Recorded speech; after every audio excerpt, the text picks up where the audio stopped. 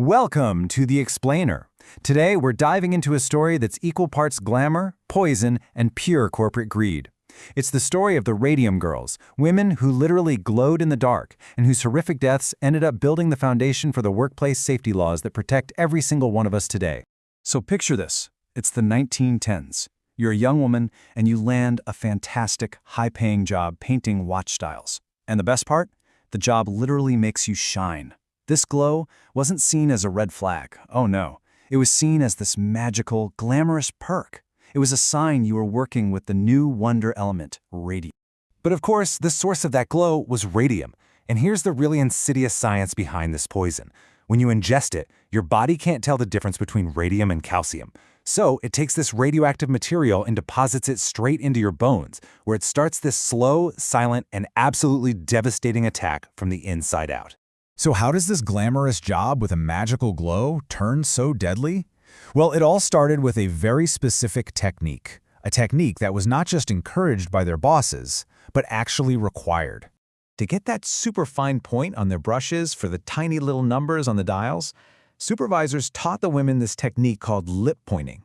You dip the brush, you shape it with your lips, you paint. And you repeat that over and over. With every single watch dial, these women were swallowing a small dose of poison, all while being told it was completely and totally harmless.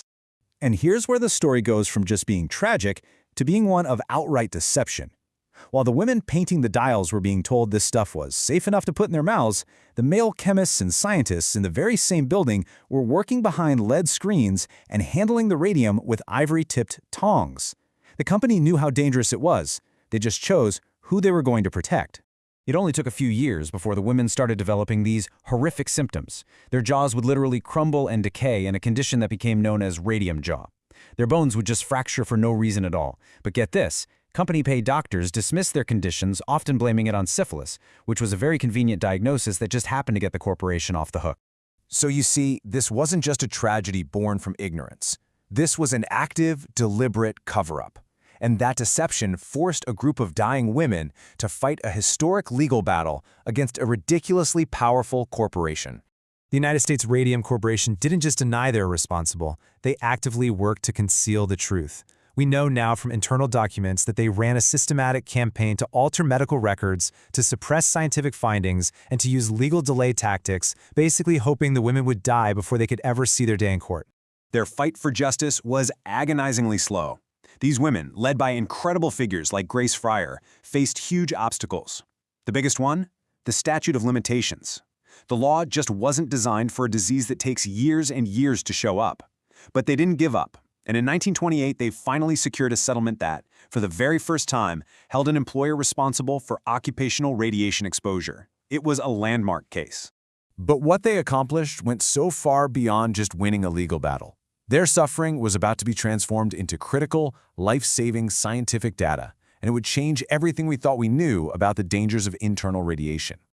You know, before the Radium Girls, reports of radiation sickness were pretty much just that, stories, anecdotes.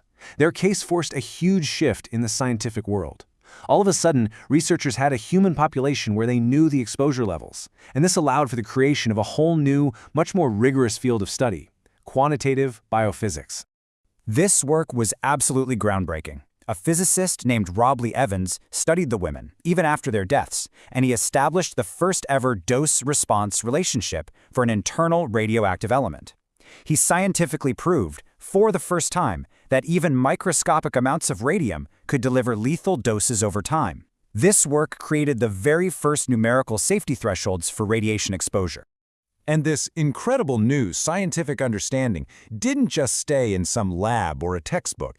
It became the bedrock for a revolution in workplace safety, a revolution that was, quite literally, written in the bones of the Radium Girls. Let's be really clear here. This tragedy wasn't caused by a simple lack of knowledge. It was a series of systemic failures, all rooted in deception and discrimination.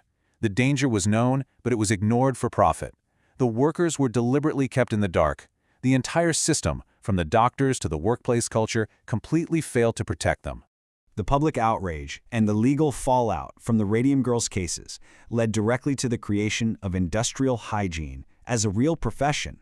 And eventually it paved the way for federal regulations enforced by organizations we know today, like OSHA, the Occupational Safety and Health Administration.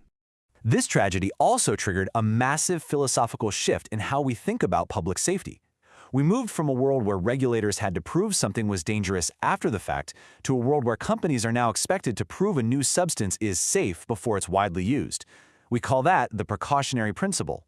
Their experience also helped forge a core ethical rule that we kind of take for granted today: informed consent. The idea is simple. You can't truly consent to a risk if the dangers are being deliberately hidden from you. And that principle has its roots right here in this fight for justice. And the ripples of their legacy just keep going, extending far beyond the factory floor. They've shaped our environment, our laws, and even the international standards that are still in place today. 1,600 years. Just let that sink in for a second. That is the physical half-life of radium-226. What that means is the poison that killed these women is still in the environment, and it will remain dangerously radioactive for millennia, a toxic ghost of an unregulated industry. Because of that incredibly long half-life, the old factory sites in New Jersey and Illinois became full-blown environmental disasters, so bad they required federal Superfund cleanups. Their legal battle completely reshaped what's called toxic tort law.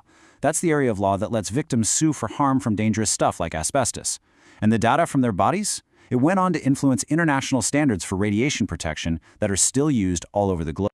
Ultimately, the story of the Radium Girls is a foundational cautionary tale.